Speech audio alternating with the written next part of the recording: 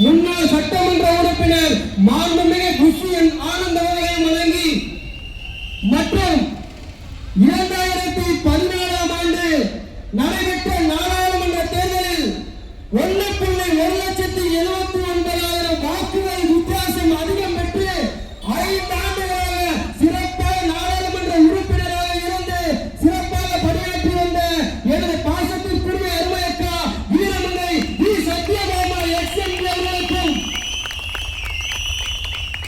அதே போல எனக்கு பின்னால் நல்ல பல கருத்துக்களை உங்களிடத்திலே ரத்தின சுருக்கமாக எடுத்து வைக்க இருக்கின்ற திருப்பூர் மாநகர் மாவட்ட கழகத்தை தன் கண்ணிமையாக கட்டி காத்து வலம் வந்து கொண்டிருக்கின்ற ஆற்றல் மிக்க செயலாளர் என பாசத்திற்குரிய அருமையண்ணன் எஸ் பாலமுருகனுக்கும் மற்றும் கிழக்கு மாவட்ட கழகத்தினுடைய செயலாளர் அண்ணன் யுவராஜ் மகேஷ் அவர்களுக்கும் மேற்கு மாவட்ட கழகத்தினுடைய ஆற்றல் மிக்க செயலாளர் என பாசத்திற்குரிய அண்ணன் ஜி கே சங்கர் அவர்களுக்கும் தெற்கு மாவட்ட கழகத்தினுடைய செயலாளர் என பாசத்திற்குரிய அண்ணன் திருமலை அவர்களுக்கும் மற்றும் இங்கே கூடியிருக்கின்ற திருப்பூர் ஒருங்கிணைந்த மாவட்டத்தினுடைய சார்பணி நிர்வாகிகளுக்கும் மகளிரிய சார்புகளுக்கும் மாவட்ட நிர்வாகிகள் அனைவருக்கும் என் பாலக்கமலைகளை உருத்தாக்கி நன்றிகளை வணக்கத்தை தெரிவித்துக் கொள்கிறேன்.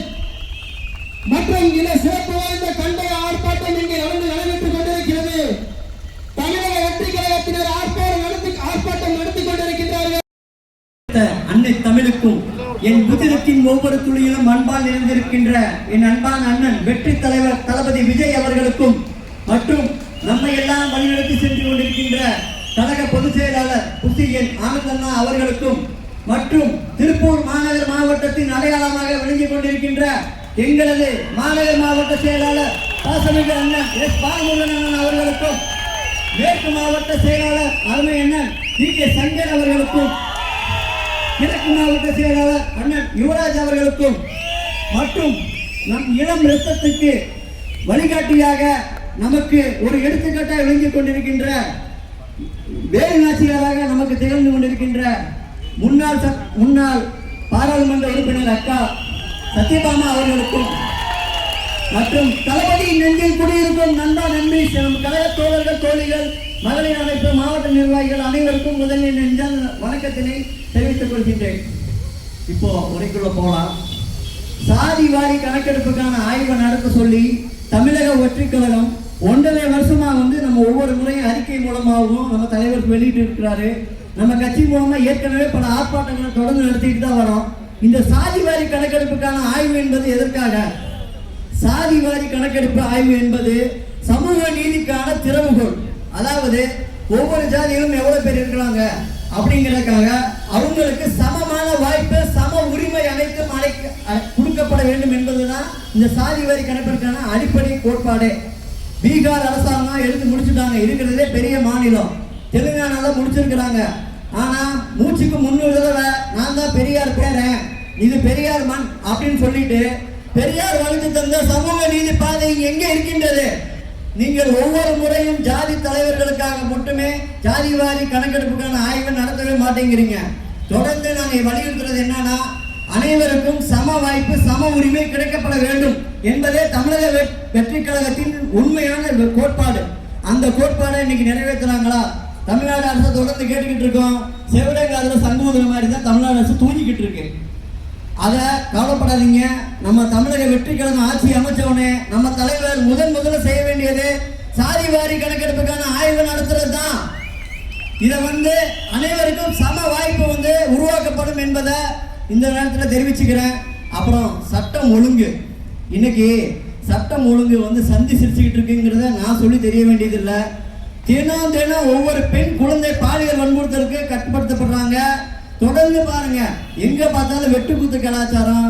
டீ குடிக்க போறவன நடுரோட்டில் வச்சு வெட்டுறாங்க. இதுக்கெல்லாம் என்ன முக்கிய காரணமா இருக்குன்னா போதை தான்.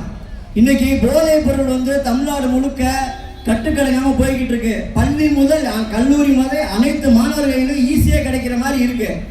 இந்த தமிழ்நாடு அரசாங்கம் சட்ட ஒழுங்கை பேணி காக்கிறேன், இரும்பு கரம் கொண்டு அடக்கிறேன்னு நம்ம தமிழ்நாடு முதல்வர் திராவிட மாடல் முதல்வர் அவர்கள் சொன்னாரு. அந்த இரும்பு கரம் எங்க துருப்பிடிச்சிருச்சா? தொடர்ந்து பெண்களுக்கு எல்லாம் தொடர்ந்து நடைபெற்றுக்கிட்டே இருக்கு. நீங்க எந்த விதமான இது இல்லாம எங்க தலைவர் மாதிரி பேண்ட் சட்டையை போட்டுக்கிட்டு ரேப் போட்டு வந்துட்டு இருக்கீங்க. அதுக்காக மக்கள் உங்களை தேர்ந்தெடுத்தாங்க. மக்கள் பிரச்சனைகளை தயவு செஞ்சு காது கொடுத்து கேளுங்க சார். சட்டம் ஒழுங்கு சந்தி சிரிச்சுக்கிட்டு இருக்கு. உங்க டிபார்ட்மெண்ட் கீழே தான் அந்த சட்டம் ஒழுங்கு இருக்கு. தயவு செஞ்சு இருக்கிற இந்த ஒரு மாசமாவது மக்களுக்கு உரிய பாதுகாப்பை கொடுங்க.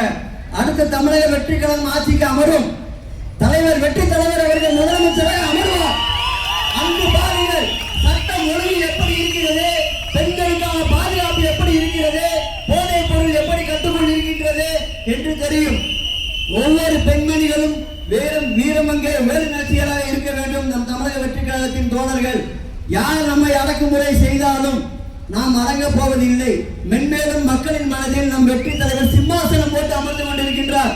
நீங்கள் எத்தனை எஸ்ஓபி போட்டாலும் சரி, ஸ்டாலின் ஆபரேட்டிங் சிஸ்டமா இருந்தாலும் சரி, எங்களை நீங்க தடுக்கணும்னு நினைச்சாலும் சரி, எங்க வெற்றி தலைவர் ஒவ்வொரு வீட்டுல இருந்து பிரச்சாரம் பண்ணிக்கிட்டு தான் இருக்கிறாங்க. ஒவ்வொரு வீட்டுல இருக்கிற விஜயும் தொடர்ந்து தமிழக வெற்றி கழகம் ஆட்சி அமைக்க தொடர்ந்து பாடுபட்டுக்கிட்டு தான் இருக்காங்க. உங்களுடைய இந்த விடிய ஆட்சியை கண்டு மக்கள் ரொம்ப சலிச்சு போயிட்டாங்க.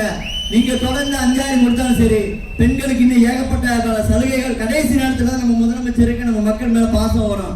இந்த வருஷம் தான் கோடை காலம் வந்திருக்கு, 2000 கொடுத்துருக்கிறாரு எக்ஸ்ட்ரா.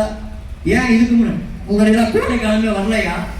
ஏன் உங்களுக்கு இந்த மக்கள் படுற பாடெல்லாம் கம்மியா தெரியலையா?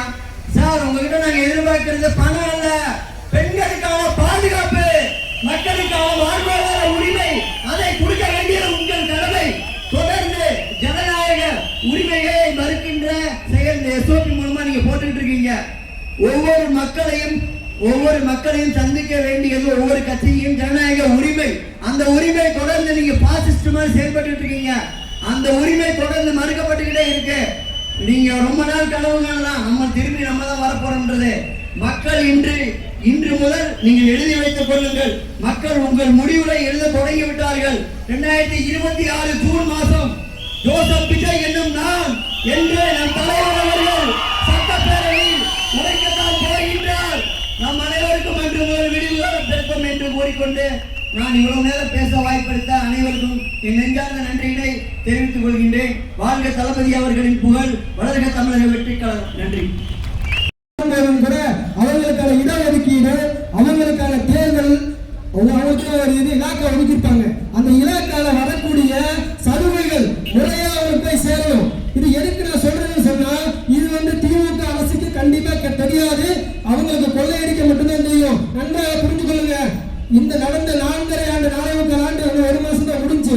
5 ஆண்டுகளாக ஆதி திராவிடர் நலத்துறையில் வைக்கப்பட்டிருந்த அவர்களுக்காக ஒதுக்கப்பட்ட நிதி 68,000 கோடிய ஆதி திராவிடர் நலத்துறை ஃபண்டுக்காக ஒதுக்கப்பட்ட 68,000 கோடிய இந்த ஊழல் ஆட்சி மக்கள் தொகை கொடுத்தாங்க. தெரியுங்களா? மாசம் மக்களுக்காக கொடுத்தாங்க. அந்த மாசம் பெண்கள் உரிமை தொகை கொடுத்தாங்கல்ல, அது ஆதி திராவிடர்களுடைய ஃபண்டுல இருந்து 68,000 கோடி ஆட்டை போட்டு தான் கொடுத்துருக்காங்க.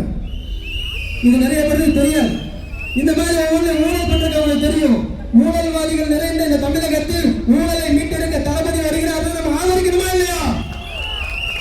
நாளை தமிழகத்தின் விடுதலையாக தளபதி வர இருக்கிறார். அதே போல நீங்க சட்டம் ஒழுங்கு நீங்க உங்களுக்கு பழசிய ஒரு வருஷத்துக்கு முன்னாடி நடந்ததெல்லாம் சொல்ல வேண்டாங்க.